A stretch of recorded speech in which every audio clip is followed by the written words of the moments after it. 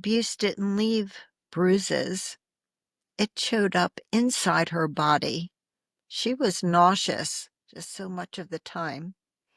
At first, she thought it was morning sickness, but she had had the baby a long time ago. But still, her stomach would be upset. Every time he criticized her, it would start again. Her body would flinch before her mind could even catch up. This is Annie's story, and I'm telling it for her. That's when she began to understand it wasn't food, it wasn't nerves, it was him.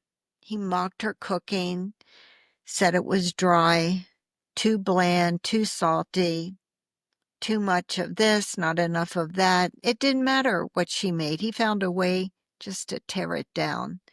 And so the kitchen, once a place where she felt capable, even creative, became a place of dread. She'd walk in and start dinner, and her stomach would start to churn. If she wasn't nauseous and she had a lump in her throat, if it wasn't that, then she was short of breath. Her heart was pounding, or her body was just always geared up for battle. I guess it was kind of like having a constant fight or flight response while holding a wooden spoon. And she never let him see it. She just pushed through silently until her body started keeping score. Then there was the car. He tossed the keys to her. And with a smirk, he would say, "Try not to wreck it. Or worse, don't kill my daughter or someone else." It wasn't a joke. It was a warning.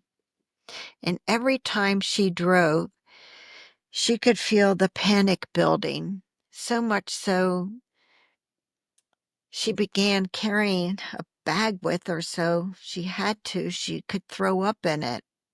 That eventually stopped, but the fear stayed longer than she stayed with him. She went on to finish school, became a veterinarian, and when the day came for her to perform her first surgery, she was absolutely ready on paper. But her gut, she stepped outside the hospital building. Her stomach was twisting. His voice was in her head. "You're not smart enough. You'll mess it up. You're not capable." She ran into the bushes and threw up.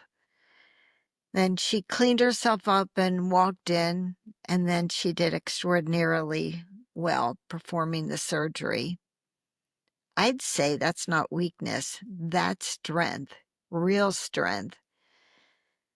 The nausea didn't always need a kitchen or a car to show up. Sometimes it would show up in the middle of the night, especially before really big moments, like the night before an exam or the night before a big interview, the night before she really needed to be at her best. Of course, she wouldn't be able to sleep. Once again, his voice living in her mind, poking, prodding, undermining. She'd lie awake, wake up sweating if she slept at all, vomit, or get crushed by a migraine so strong she could barely think.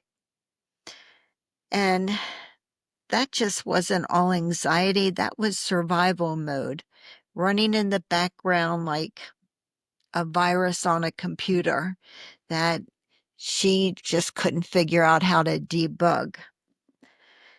But this is what emotional abuse does. It doesn't just hurt your heart, it rewires your nervous system. It hijacks your breath, your gut, your sleep. And even after you leave, even after you heal, sometimes your body still expects the danger to return.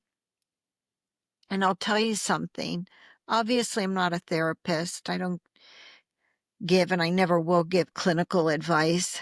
But I've been learning quietly and steadily trying to better understand how trauma shows up, not just in memories, but in the muscles and in the brain, in the blood pressure, in migraines and sleepless nights. And the more I learn, the more clearly I see it. And you were not overreacting. Your body is telling you the truth. This one's for you. If your stomach turned when you heard his keys in the door, if your hand shook before dinner, if you drove in silence, just gripping the wheel with tears that you didn't even know how to explain.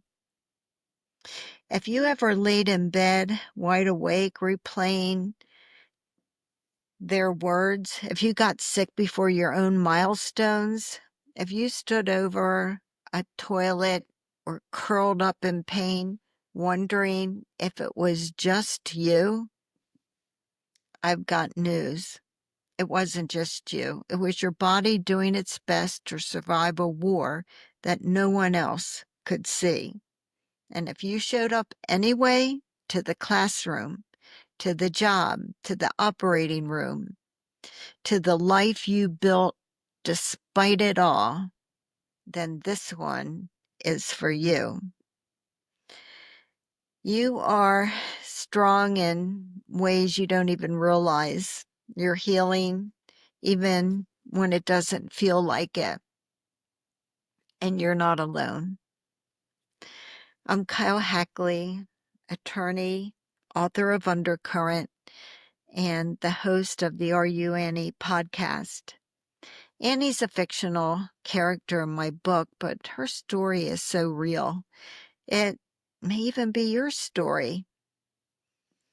And whether your body is still flinching or finally learning to relax, your truth matters, and it matters here. I want you to know that you are always stronger than you even realized. You are a warrior against narcissistic abuse. I want you to be tenacious and never, ever give up on what's important to you. I want to thank you for showing up, for always staying until the end. I know you are here. And please take care of yourself. And I will see you in the next episode. Bye for now. And thank you again.